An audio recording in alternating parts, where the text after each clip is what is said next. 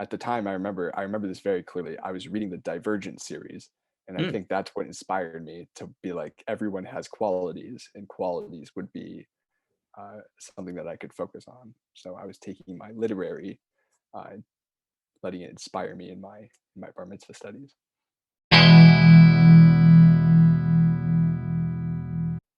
Hey, Michael, tell us who you are, your name, and where you're from, and where you are now. Hello, Rabbi John. My name is Michael. I'm from Hollis, New Hampshire. I've just finished my junior year at Tufts University, so a rising senior. I double major in history and classical studies. And my bar mitzvah was this week, about 8 years ago. It was on May 25th, 2013. So Mm-hmm. very relevant this week. Yeah, yeah. So looking back just on your bar mitzvah as a whole, any particular memories? Um, a lot of the first memories that come to mind are being like the bar mitzvah class. I remember like sitting up at the front, uh, goofing around with my friends. We used to play a lot of games with the Eitz Chaim, with the little like bookmark tassels. We'd always like tie them in fun knots and try to unravel them and tie them together to other knots. But that was sort of a lot of like the prep work. The bar mitzvah itself, I remember, was a lot of fun. Very meaningful. It was nice to have our family all fill in the synagogue. It was kind of all about me. There's a lot of attention, which was always very nice, but very fulfilling. It was nice to feel the culmination of my Jewish education, coming of age, entering into the community with a new perspective. And you certainly continued to be between camp. Did you go both to YJ and to the 6 Points? Yeah, I went to YJ from about, I think, third grade to I want to say seventh grade, maybe. And then after that, I was a pioneer camper at the 6 Points SciTech Academy in Byfield. And then when I had graduated high school, I went back as a counselor for 2 years. I love 6 Points. Obviously, I was there as a camper. I was there as a counselor, and I think that the camp's absolutely great place for anyone, but especially if you have a certain inclination towards learning, intellectual curiosity. So I know you told me about the Big Bang thing. Yeah, You want to just describe that? Yeah. yeah. Uh, Part of one of the long lasting traditions of 6 Points has been the Boker Big Bang. That every morning we all go down to one of the. It's moved around locations since over the years, but essentially we go down into a open area and we do our morning prayers. We stretch, uh, and then we do a science experiment every morning. Something usually involving some kind of explosion, but it's always, yeah. That's one of the highlights of the day. And of course, I was a madrich for a very long time at TBA,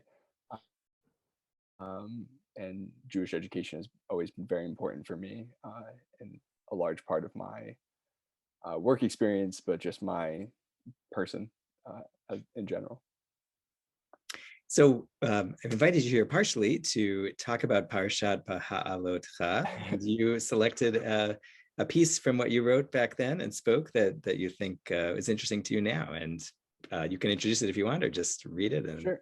I was really pleased, I suppose, would be a good word for it, when I got this portion, because I had a lot of friends who got a lot of Leviticus, yeah, and this is much more of a story, which appealed to me a lot, uh, as a history major now, I'm sure. But the thing that I sort of focused on, there was a lot of things that I could have focused on, but one of the things was there is a theme of leadership within the text. That first, Moses is challenged by the 70 elders, that there's this issue with the God sends the quail, and Moses isn't sure if he's up for the challenge of leading the people, and he asks for help, and God brings in the 70 elders. And then the second part of it is that Moses is then challenged by his leadership, by his siblings. Miriam and Aharon sort of uh, pose a test for him, and God punishes Miriam by giving her leprosy.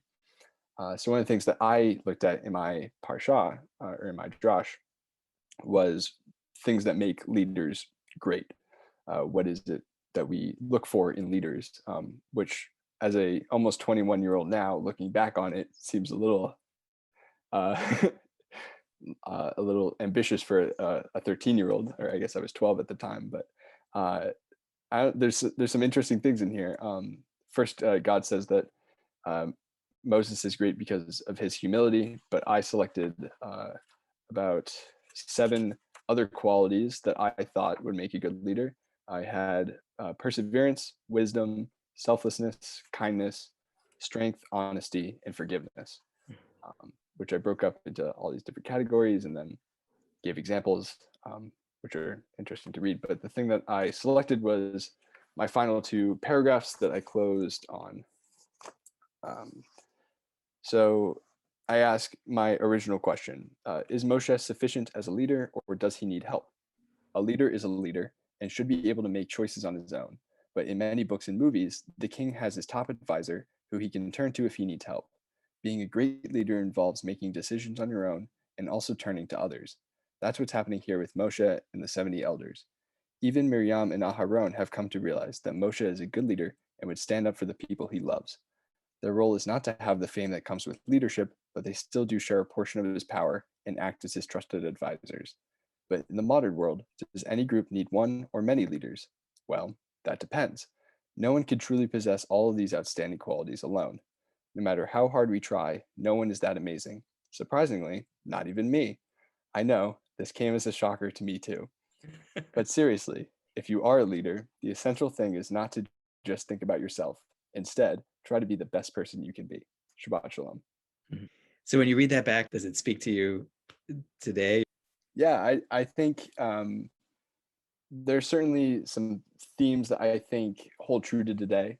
I think there's elements of it where uh, I have been told in my life that I possess certain leadership qualities or that I could make a good leader, or when I'm applying to jobs and internships, you always want to select the positions and the things in your work experience that make you seem like a leader.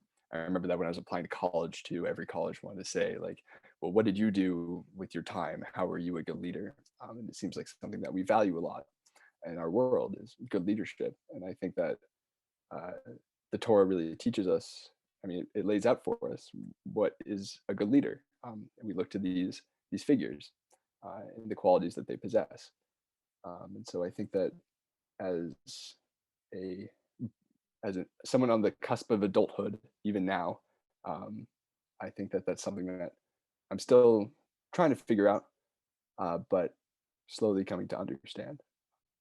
That's great. I hope this encourages people to go back and look at the text. It really is, as you say, full of so much and so much to speak to us, I think, individually, and even as we look to the leaders in our communities and in our country today too. And I really appreciate you taking some time to go back and reach back a bit and teach us a bit. Of course. Thank you for having me. And a good Shabbat, Shabbat Shalom. Shabbat shalom.